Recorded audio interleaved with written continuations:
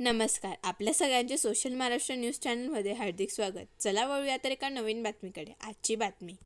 राष्ट्रवादी काँग्रेस अजित पवार गटाचे प्रदेशाध्यक्ष सुनील तटकरे हे स्थानिक स्वराज्य संस्थांच्या निवडणुकांच्या पार्श्वभूमीवर राज्याच्या दौऱ्यावर असून उत्तर महाराष्ट्रातून त्यांनी आपल्या दौऱ्याला सुरुवात केली आहे. सुनील तटकरे हे धुळ्यात आल्यानंतर त्यांनी पत्रकारांशी संवाद साधला. 2 वर्षापूर्वी अजितदादांच्या नेतृत्वाखाली आम्ही एक सामूहिक निर्णय घेतला एनडीएमध्ये सहभागी होण्याचा. मोदी साहेबांच्या नेतृत्वाखाली आम्ही एनडीएमध्ये सहभागी झालो. महाराष्ट्राच्या विधानसभेच्या निवडणुकीमध्ये लोकसभेच्या निवडणुकीच्या अपयशाच्या पार्श्वभूमीवर अभूतपूर्व असं यश महायुतीलाही मिळालं, राष्ट्रवादी काँग्रेस पक्षालाही मिळालं. 26 वर्धापन दिन पक्षाचा प्रचंड उत्साहात चांद्यापासून मांद्यापर्यंत कार्यकर्त्यांच्या उपस्थितीमध्ये पुण्याच्या बालेवाडी स्टेडियममध्ये झाला आणि 2 तारखेलाच 2 वर्ष आमच्या निर्णयाला झाली. स्थानिक स्वराज्य संस्थांच्या निवडणुका आता दृष्टिक्षेपात आहेत. अशा वेळेला प्रत्येक जिल्ह्यामध्ये जा, संघटनेचा आढावा घ्यावा, पक्ष नोंदणीचा आढावा घ्यावा, निवडणुकीच्या दृष्टिकोनातून नेमकी पूर्वतयारी, प्रमुख पदाधिकाऱ्यांचं मनोगत समजून घ्यावं. जवळपास प्रत्येक जिल्ह्यामध्ये पक्षामध्ये येणाऱ्यांची संख्या, पक्षप्रवेश खूप मोठ्या प्रमाणावरती झालेत. या सर्वांनाच पक्षाच्या विचारसरणीशी जोडणं अशा अनेक हेतूंनी महाराष्ट्रव्यापी दौऱ्याची सुरुवात उत्तर महाराष्ट्रातून काल जळगावपासून केली. जळगावलाही प्रचंड अभूतपूर्व प्रतिसाद मिळाला. रात्री नंदुरबारला जात असतानाच रस्त्यामध्ये सुद्धा सिंदखेडा तालुका असेल किंवा लोणायचा असेल या ठिकाणी सुद्धा अभूतपूर्व स्वागत झालं. आज नंदुरबारची मीटिंग प्रचंड उत्साहामध्ये त्या ठिकाणी झाली आणि धुळे शहरामध्ये तर अभूतपूर्व असं स्वागत त्या ठिकाणी झालं. त्याच्यामुळेच पत्रकार परिषदेला पोहोचायला विलंब झाला. भारतीय जनता पक्ष संधी साधू आहे असं माझं बिलकुल मत नाही. मी पहिल्यांदा आपलं हे मत आहे, मी ते खोडून काढतो माझ्या दृष्टिकोनातून. जे खरं आहे ते मी बोलणार.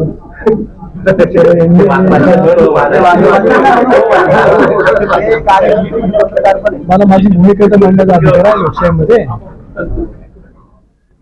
नरेंद्र मोदी साहेबांच्या नेतृत्वाखाली एनडीएमध्ये जाण्याचा निर्णय आमचा कॉन्शियसली आहे. भारतीय जनता पक्ष 80च्या आसपास पूर्वी जनसंघ होता. ज्या वेळेला आणीबाणीच्या नंतर जनता पक्ष निर्माण झाला त्यावेळेला अनेक पक्ष जनता पक्षामध्ये विलीन झाले.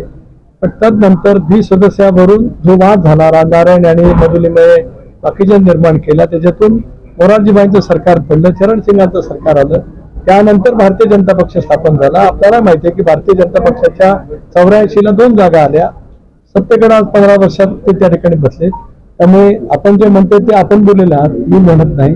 एक राष्ट्रवादी काँग्रेस पक्षाने त्यांच्यासोबत जाण्याचा निर्णय घेतल्यापासून मित्र पक्षाला आणि राष्ट्रवादी काँग्रेस पक्षाला नेहमी सन्मानपूर्वक, आदरपूर्वक वागणूक ही राज्य पातळीवरती पण दिली जाते आणि शीर्षस्थ नेतृत्व त्यांचं जे पाहतं या सगळ्या घडामोडी आदरणीय अमितभाई सुद्धा त्या ठिकाणी देतात. एक भाग स्थानिक पातळीवरती मी मगाशी सांगताना सांगितलं की आज सत्तेमध्ये आम्ही आहोत, शिवसेना सुद्धा आहे, भारतीय जनता पक्ष आहे. एक तर या स्थानिक स्वराज्य संस्थांच्या निवडणुका 8 वर्षांनी होत आहेत. 2016च्या अखेरीस त्यावेळेला नगरपालिका झाल्या, 17च्या सुरुवातीलाच महापालिका आणि जिल्हा परिषद झाल्या. त्यामुळे दीर्घकाळ निवडणुका झाल्या नाहीत. त्यामुळे प्रत्येक पक्षातील कार्यकर्ता निवडणूक लढण्यासाठी हा तयारीला लागलेला आहे. अशा वेळेला आम्ही सत्तेमध्ये आहोत, त्याच्यामुळे इच्छुकांची संख्या अधिक राहील. पण महायुतीमध्ये विरोधाभास निर्माण होणार नाही, महायुतीच्या आख्याला बाधा येणार नाही. या पद्धतीने आम्ही निवडणुकीला 100% सामोरं जाऊ. अशा वेळेला स्थानिक कार्यकर्त्यांचं मत जरूर आजमावून घेऊ. लोकसभेला सुद्धा वेगवेगळी मतमतांतर होती, तरी पण एकत्रितपणाने आम्ही लढलो. विधानसभेला सुद्धा होती, काही 5-6 जागा सोडल्या तर 280-82 जागावर आम्ही ताकदीने लढलो. म्हणून आम्हाला 288 जागा 238 जागांवरती यश मिळालं. म्हणून एकमेकांची मतं जी ट्रान्सफर होणार नाहीत असं भाकीत केलं जात होतं ते असत्य ठरलं. आणि म्हणूनच या सगळ्या गोष्टीची योग्य पद्धतीने जाण ठेवून कार्यकर्ते आणि 3 पक्षातला समन्वय हा योग्य रीतीने स्थानिक पातळीवर भारतीय जनता पक्ष संधी साधू आहे असं माझं बिलकुल मत नाही. मी पहिल्यांदा आपलं हे मत आहे, मी ते खोडून काढतो माझ्या दृष्टिकोनातून. जे खरं आहे ते मी बोलणार.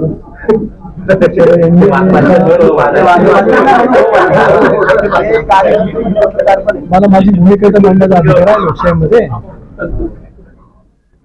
नरेंद्र मोदी साहेबांच्या नेतृत्वाखाली एनडीए मध्ये जाण्याचा निर्णय आमचा कॉन्शियसली आहे. भारतीय जनता पक्ष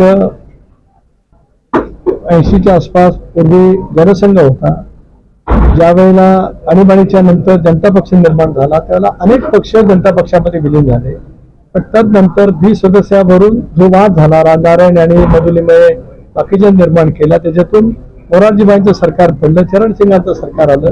त्यानंतर भारतीय जनता पक्ष स्थापन झाला. आपल्याला माहिती आहे की भारतीय जनता पक्षाच्या 84ला 2 जागा आल्या. सत्तेकडे आज 15 वर्षात ते त्या ठिकाणी बसले. त्यामुळे आपण जे म्हणतो ते आपण बोललेलं आहात, मी म्हणत नाही. एक, राष्ट्रवादी काँग्रेस पक्षाने त्यांच्यासोबत जाण्याचा निर्णय घेतल्यापासून मित्र पक्षाला आणि राष्ट्रवादी काँग्रेस पक्षाला नेहमी सन्मानपूर्वक आदरपूर्वक वागणूक ही राज्य पातळीवरती पण दिली जाते आणि शीर्षस्थ नेतृत्व त्यांचं जे पाहतं या सगळ्या घडामोडी आदरणीय अमितभाई सुद्धा त्या ठिकाणी देतात. एक भाग स्थानिक पातळीवरती मी मगाशी सांगताना सांगितलं की आज सत्तेमध्ये आम्ही आहोत, शिवसेना सुद्धा आहे, भारतीय जनता पक्ष आहे. एक तर या स्थानिक स्वराज्य संस्थांच्या निवडणुका 8 वर्षांनी होत आहेत. 2016च्या अखेरीस त्यावेळेला नगरपालिका झाल्या, 17च्या सुरुवातीलाच महापालिका आणि जिल्हा परिषद झाल्या. त्यामुळे दीर्घकाळ निवडणुका झाल्या नाहीत. त्यामुळे प्रत्येक पक्षातील कार्यकर्ता निवडणूक लढण्यासाठी हा तयारीला लागलेला आहे. अशा वेळेला आम्ही सत्तेमध्ये आहोत, त्याच्यामुळे इच्छुकांची संख्या अधिक राहील. पण महायुतीमध्ये विरोधाभास निर्माण होणार नाही, महायुतीच्या आख्याला बाधा येणार नाही. या पद्धतीने आम्ही निवडणुकीला 100% सामोरं जाऊ. अशा वेळेला स्थानिक कार्यकर्त्यांचं मत जरूर आजमावून घेऊ. लोकसभेला सुद्धा वेगवेगळी मतमतांतर होती, तरी पण एकत्रितपणाने आम्ही लढलो. विधानसभेला सुद्धा होती, काही 5-6 जागा सोडल्या तर 280-82 जागावर आम्ही ताकदीने लढलो. म्हणून आम्हाला 288 जागा 238 जागांवरती यश मिळालं. उलट एकमेकांची मतं जी ट्रान्सफर होणार नाहीत असं भाकीत केलं जात होतं ते असत्य ठरलं. आणि म्हणूनच या सगळ्या गोष्टीची योग्य पद्धतीने जाण ठेवून कार्यकर्ते आणि 3 पक्षातला समन्वय हा योग्य रीतीने. बातमी आवडल्यास चॅनलला लाईक व सबस्क्राईब करा व दररोज अशा नवनवीन बातम्या पाहण्यासाठी चॅनलला फॉलो करा. धन्यवाद.